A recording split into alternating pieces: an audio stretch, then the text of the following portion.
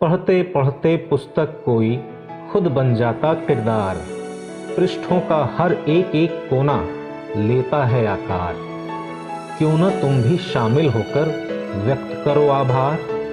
चुपके से दस्तक देता है ये साहित्य संसार। साथियों नमस्कार, स्वागत है आपका कहानी केंद्र में। मेरा नाम है मलय भट्टाचार्य। आज मैं आपको सुनाने जा रहा हूं सुभद्रा कुमारी चौहान की लिखी हुई कहानी अमराई।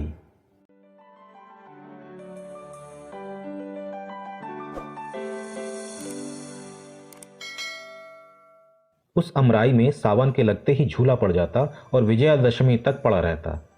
शाम सुबह तो बालक बालिकाएं और रात में अधिकतर युवतियां उस झूले की शोभा बढ़ाती। ये उन दिनों की बात है जब सत्याग्रह आंदोलन अपने पूर्ण विकास पर था। सारे भारतवर्ष में सम्राग्नि धधक रही थी। दमन का चक्र अपने पूर्ण वेग से चल रहा था। अखबारों में लाठीचार्ज, गोलीकांड, गिरफ्तारी और सजा की धूम के अतिरिक्त और कुछ रहता ही न था। इस गांव में भी सरकार के दमन का चक्र चल चुका था। कांग्रेस के सभापति और मंत्री पकड़कर जेल में बंद कर दिए गए थे। उस दिन राखी थी। बहनें अपने भाइयों को सदा इस अमराई में ही राखी बांधा करती थीं। यहाँ सब लोग एकत्रित होकर त्योहार मनाया करते थे। बहनें भाइयों को पहले कुछ खिलाती, माला पहनाती, हाथ में नारियल देती और तिलक लगाकर हाथ में राखी बांधते हुए कहती, भाई इस राखी की लाज रखना, लड़ाई के मैदान में कभी पीठ ना दिखाना। एक तरफ राखी का चित्ताकर्षक दृश्य था, दूसरी ओर छोटे छोटे बच्चे और बच्चियां झूले पर झूल रहे थे। उनके सुकुमार हृदयों में भी देश प्रेम के नन्हे नन्हे पौधे प्रस्फुटित हो रहे थे। बहादुरी के साथ देश हित के लिए फांसी पर लटक जाने में वे भी शायद गौरव समझते थे। पहले तो लड़कियां कजली गा रही थीं, एकाएक एक छोटा बालक गा उठा, झंडा ऊंचा रहे हमारा। फिर क्या था, सब बच्चे कजली वजली तो भूल गए और लगे चिल्लाने, झंडा ऊंचा रहे हमारा। इसकी खबर ठाकुर साहब के पास पहुंची। अमराई उन्हीं की थी। अभी 3 ही महीने पहले वे राय साहब हुए थे। ऑनररी मजिस्ट्रेट तो थे ही और थे सरकार के बड़े ही भारी खैर ख्वाह। जब उन्होंने सुना कि अमराई असहयोगियों का अड्डा बन गई है, प्रायः इस प्रकार वहां रोज ही होता है, तो वे घबराए। फौरन घोड़ा कसवाकर अमराई की ओर चल पड़े। किंतु उनके पहुंचने के पहले ही वहां पुलिस भी पहुंच चुकी थी। ठाकुर साहब को देखते ही दरोगा नियामत अली ने बिगड़ कर कहा, ठाकुर साहब, आपसे तो हमें ऐसी उम्मीद न थी। मालूम होता है कि आप भी उन्हीं में से हैं। ये सब आपकी ही तबीयत से हो रहा है। आप 5 मिनट के अंदर ही ये सब मजमा यहां से हटवा दीजिए, वरना हमें मजबूर होकर लाठियां चलवानी पड़ेंगी। ठाकुर साहब ने नम्रता से कहा, दरोगा जी जरा सब्र रखिए, मैं अभी सबको यहां से हटवा देता हूं। आपको लाठियां चलवाने की नौबत ही क्यों आएंगी। नियामत अली का पारा 110 पर था ही। बोले, फिर भी मैं आपको पहले ही आगाह कर देना चाहता हूं कि ज्यादा से ज्यादा 10 मिनट लगें, नहीं तो मुझे मजबूरन लाठियां चलवानी ही पड़ेंगी।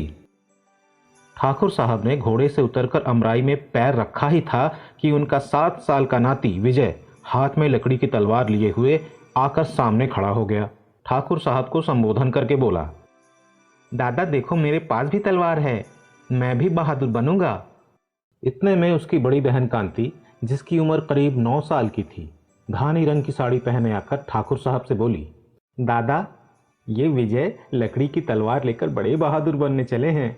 मैं तो दादा स्वराज का काम करूंगी और चरखा चला चलाकर देश को आज़ाद कर दूंगी। फिर दादा बतलाओ, मैं बहादुर बनूंगी कि ये लकड़ी की तलवार वाले। विजय की तलवार का पहला वार कांति पर हुआ। उसने कांति की ओर गुस्से से देखते हुए कहा, देख लेना, किसी दिन फांसी पर न लटक जाऊं तो कहना, लकड़ी की तलवार है तो क्या हुआ, मारा कि नहीं तुम्हें। बच्चों की इन बातों में ठाकुर साहब क्षण भर के लिए अपने आप को भूल से गए। उधर 10 मिनट से 11 होते ही दरोगा नियामत अली ने अपने जवानों को लाठियां चलाने का हुक्म दे ही तो दिया। देखते ही देखते अमराई में लाठियां बरसने लगीं। आज अमराई में ठाकुर साहब के भी घर की स्त्रियां और बच्चे थे और गांव के भी प्राय सभी घरों की स्त्रियां, बच्चे और युवक त्योहार मनाने आए थे। इनकी थालियां राखी, नारियल, केसर, रोली, चंदन और फूल मालाओं से सजी हुई रखी थीं। किंतु कुछ ही देर बाद वे थालियां, जिनमें रोली और चंदन था, खून से भर गईं।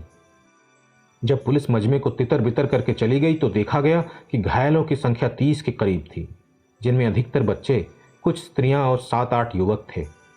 विजय को सबसे ज्यादा चोट आई थी। चोट तो कांति को भी थी, किंतु विजय से कम। ठाकुर साहब का तो परिवार का परिवार ही घायल था। घायलों को उनके घर में पहुंचाया गया और अमराई में पुलिस का पहरा बैठ गया। विजय की चोट गहरी थी, दशा बिगड़ती जा रही थी। जिस समय वो अपने जीवन की अंतिम घड़ियां गिन रहा था, उसी समय कोर्ट से ठाकुर साहब के लिए सम्मन आया। उन्हें कोर्ट में ये पूछने के लिए बुलाया गया था कि उनके आम का बगीचा असहयोगियों का अड्डा कैसे और किसके हुक्म से बनाया गया। ठाकुर साहब भी ऑनरेरी मजिस्ट्री का इस्तीफा, राय साहिबी का त्यागपत्र जेब में लिए हुए कोर्ट पहुंचे। उनका बयान इस प्रकार था। मेरा बगीचा असहयोगियों का अड्डा कभी नहीं रहा है, क्योंकि मैं अभी तक सरकार का बड़ा भारी खैरख्वाह रहा हूं। मुझे सरकार की नीति पर विश्वास था और अपने घर में बैठा हुआ मैं अखबारी दुनिया का विश्वास कम करता था। मुझे यकीन ही नहीं आता था कि न्याय की आड़ में सरकार निरीह बालक, स्त्रियों और पुरुषों पर कैसे लाठियां चलवा सकती हैं। परंतु आज तो सारा भेद मेरी आंखों के ही आगे विषैले अक्षरों में लिखा गया है। मेरा तो ये विश्वास हो गया है कि इस शासन विधान में जो प्रजा की हित कर नहीं है, अवश्य परिवर्तन होना चाहिए। हर हिंदुस्तानी का धर्म है कि वो शासन सुधार के काम में पूरा पूरा सहयोग दे। मैं भी अपना धर्म पालन करने के लिए विवश हूं और ये मेरी राय साहिबी और ऑनरेरी मजिस्ट्री का त्यागपत्र है।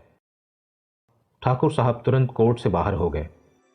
दूसरे ही दिन से उस अमराई में रोज ही कुछ आदमी राष्ट्रीय गान गाते हुए गिरफ्तार होते और 60 साल के बूढ़े ठाकुर साहब को सरकार की इतने दिन की खैरख्वाही के पुरस्कार स्वरूप 6 महीने की सख्त सजा और 500 का जुर्माना हुआ।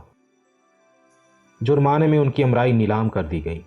जहां पर हर साल बरसात में बच्चे झूला झूलते थे, वहीं पर पुलिस के जवानों के रहने के लिए पुलिस चौकी बनने लगी।